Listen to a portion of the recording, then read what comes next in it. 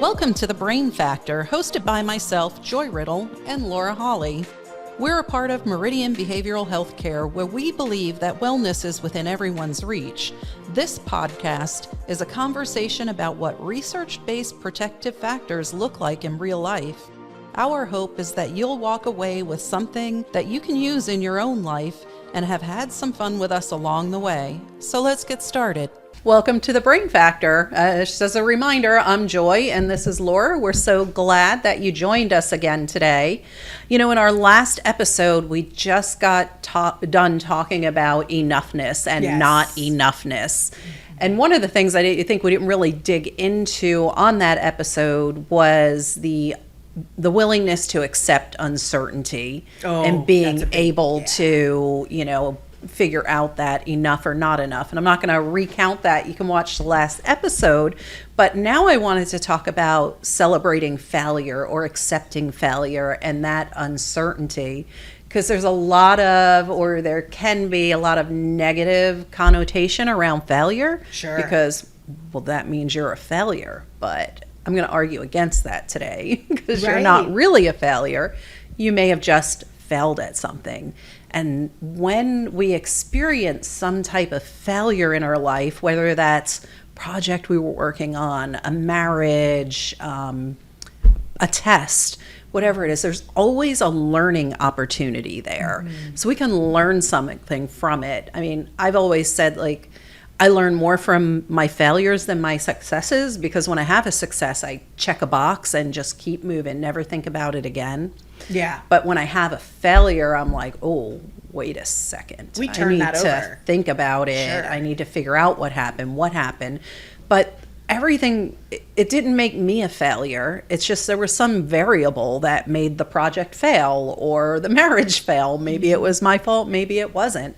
But I can explore that and learn about it and contribute to being more resilient by doing that.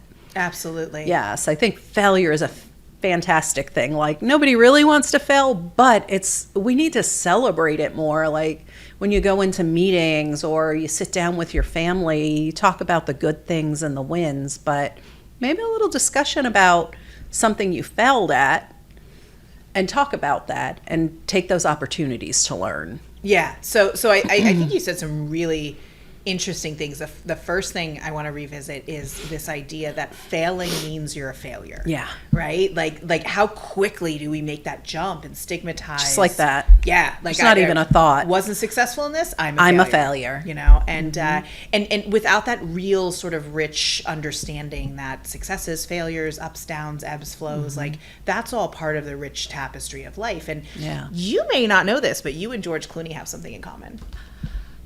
I know, just take a moment.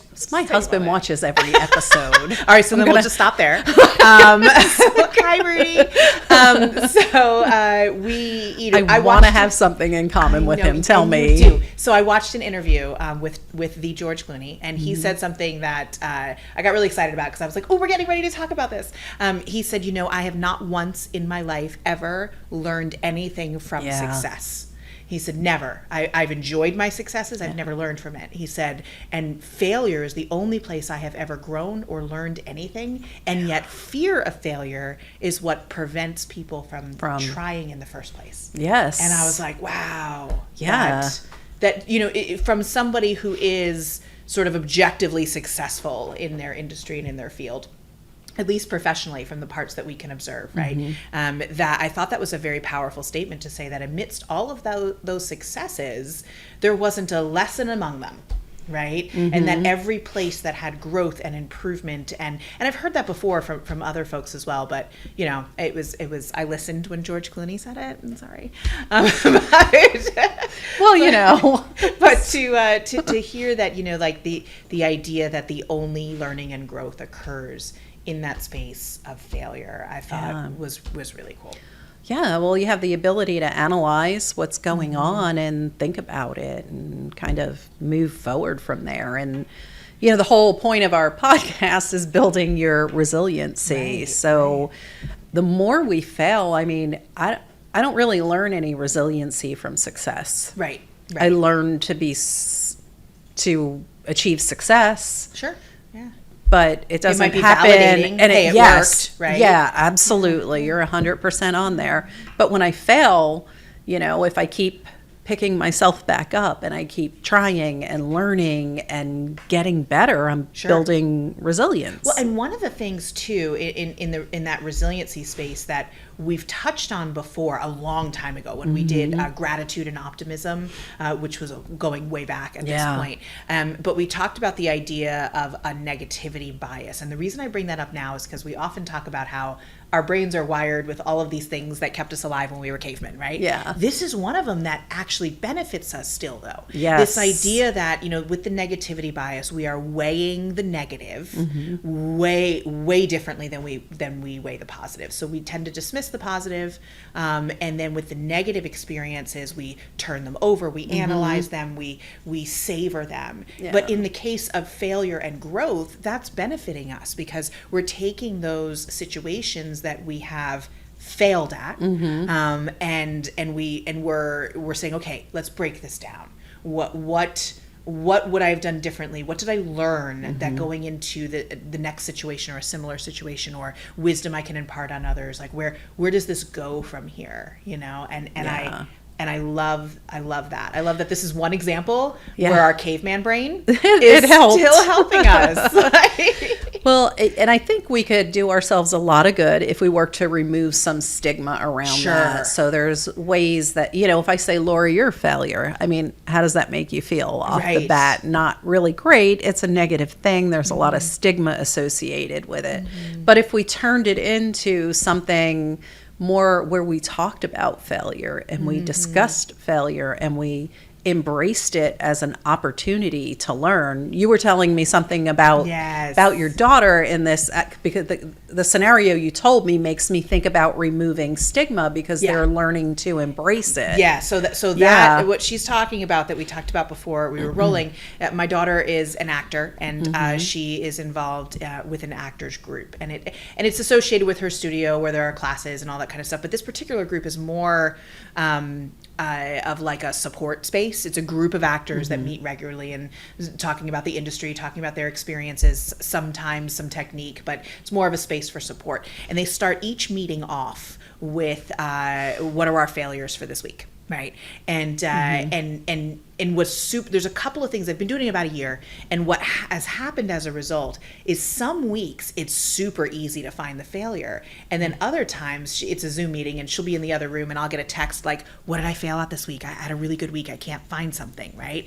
And it causes us to sort of there's so much removal of stigma because she wants to bring something to that space. What wasn't as successful as I wanted it to be, because that's what I have to offer for everyone else's sake of learning, right? And the other thing that I've seen happen in that space as a result is when they have real, true, like hurtful failure. And keep in mind, this is an industry that's marked by rejection.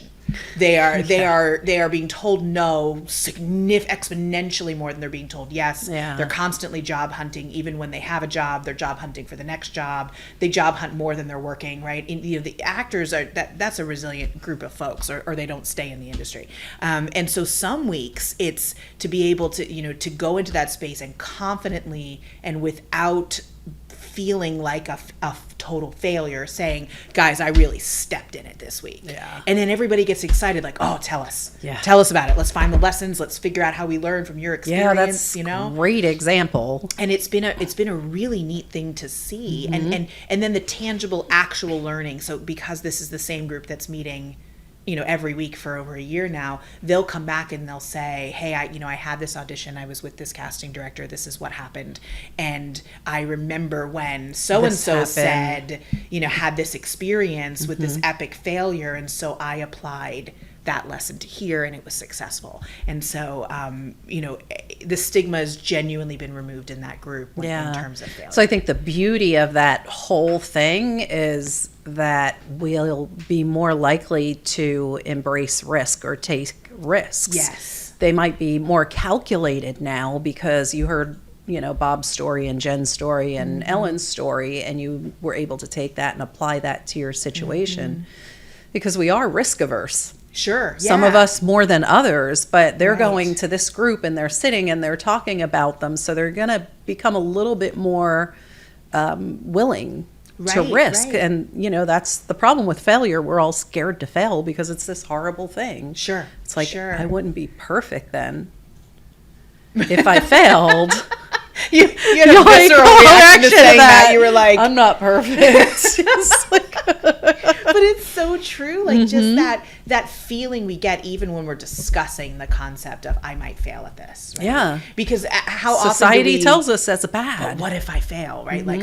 Like that prevents us from taking purposeful action, or it prevents us. I love the word you use, taking risk, right? Because we might still do the thing, but whatever that is, but we're not going to take the risk. And what I loved about that is just thinking in my example in the actor space, like risk is what gets you to book the job, right? Right, yeah. You don't walk in and give the same audition as everyone else and Yeah. actually get the job. So they really are in a position where they have to take risks in order Yeah, to they got to stand push out, the right? boundaries all the time. And that fails a lot, but you can't get in a place where you're afraid to do that. And I think that's applicable to so many other industries, and so not even professionally, just personally, right? Who has ever taken a risk in a relationship? Who's ever gone out on a limb for someone else or for yourself, right? And there's so much fear that comes with that sort of deviation from the norm. And I think freedom to fail and permission to fail is so important for people, and the more spaces that we can create that genuinely give people that, if you could just imagining the growth and the learning that can occur in those spaces. Yeah. People who have less developed resilient skills are less likely to be able to cope with that failure and learn Right. from it and move on. Absolutely. So Yeah. I think you're right. We definitely have to pause and give reverence there because, it's not just as simple as like freedom to fail, right? We have to have some tools because it's behind that. inherently built into us that failure is bad. Right, because even if we have the freedom to fail, and even if we know there's a lesson in there and we can get to that place, it's still not going to feel good. No, but I think what we really need to work to understand personally for ourselves is failing doesn't have anything necessarily to, it could, but it's not about your capabilities, because you could be the most successful person. George Clooney was failing, Right. apparently, because that's how he learned and grew, and so. And if it's good enough for George it's good Clooney, it's good enough for the Definitely Brain good enough for Factor me. podcast. I think something practical or something fun you could do, like even at home with your own family, is I think we'll probably all talk about our successes. Sure. Is start to, like your actors group did, or Carson's actors group did, is start to talk about a regular basis about the failures that happen. Yeah, normalize that conversation. I think can be very What'd you powerful. fail at today? Yeah. And 'Cause be how many excited times- about it. And I love what you're saying in the context of a family, right? Right. Because how many times is it, I didn't do well on that test, or that project at work didn't go the way I expected it to, or I didn't get that bid, or I didn't, and oh, I'm so sorry. And, and maybe we want to reach out and we want to take care of each other, but we're not celebrating that. What did you learn? What's the lesson in there? Where's the growth? Yeah, I was talking with just maybe within the last 2 weeks with some young people at my house, and they're like, well, I really want to get to where you are. And I'm like, where I am? What do you mean? Where is that? Exactly. where is that, in your life? Because from their perspective, they're very young, and they're like, oh, you've got this great house and this nice car and You got it all together. all these different things. I'm like, yeah, it looks good now. Could be a house of cards, just saying. But it was ugly getting here. Yeah, the I mean, we process is- slid into this like muddy, and the process wasn't good, and they fouled at so many things. They were like, oh, because they don't know the backstory. Right. Yeah, and I think one of the things that is really essential to being able to grow from failure is humility. Yeah. Right. It is when humility enters the equation, and we know, and also that ability to take risk. We can embrace that. We know we might fail. Right. If I fail, number one, it's not from lack of trying. It's not because of my capabilities. Not It because of doesn't my make me a bad capabilities. person. Right. It doesn't make me a failure. It makes this situation unsuccessful. Yeah. And I think when humility enters the picture, it's a little bit easier to navigate. Yeah. And I think it makes me think way back to a different episode too, where we talk about coping strategies and that type of thing. And it makes me think of, okay, well, what's the evidence against that? It's like my go-to. I'm thinking Right. this, I think I'm a failure, but what's the evidence against that? Right. Yep. I read an article recently. I skimmed it, I'll be honest, but because it was the headline that really grabbed me, and I thought it was brilliant. It said, it was called "Failing Up," and it said, Yes. "Why are mediocre employees getting promotions?" And I was like, "Ooh, that's a sexy headline, right?" Yeah. And but it was really all about this concept. 'Cause they keep that trying, yeah, they're taking and risks. having the humility, taking the risks, not being afraid to fail. Therefore, the folks who are perceived as not being perfect at everything are succeeding at a higher rate and are meeting with more big picture successes than the folks who are playing it safe and consistently doing a quote unquote good job. Yeah. Right. Yeah. And I thought that was a super interesting concept of failing up. Yeah. You continually using those growth opportunities to springboard to the next step. To get better and to get better. better and better. Yeah. So what are some of the takeaways we want to walk away from this conversation with? It's like, celebrate your failure. Yeah. It's a good thing. Embrace that, warm up to it. Help other people embrace that, learn from your experiences. And I can't think of any other ones, Laura. Help me.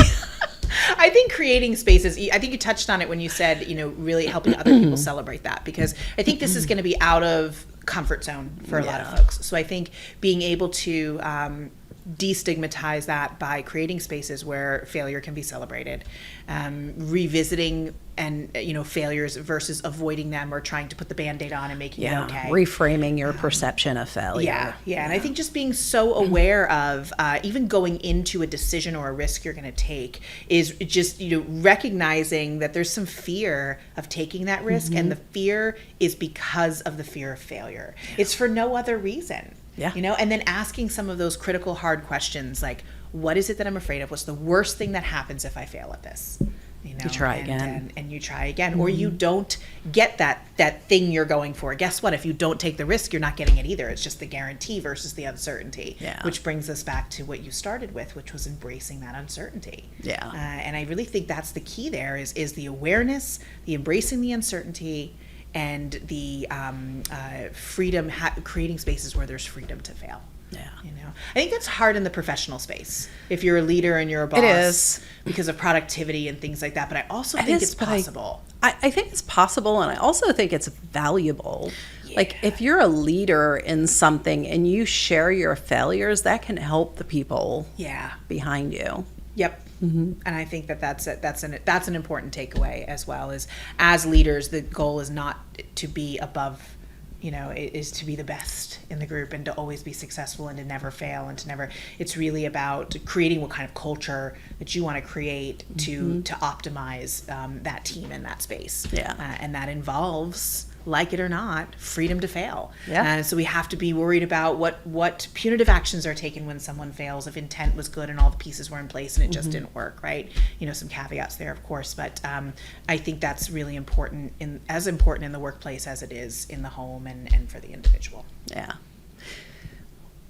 Well, I think that's brings us to the end of our time here. I really hope that you go out and fail at something and learn from it, not wishing any will ill or anything, but just get out there, fail, love it, embrace it. Yeah. Share in the Take comments. the risk. What failure you learned from. Yeah, we'd love to see that. Thanks so much for joining us.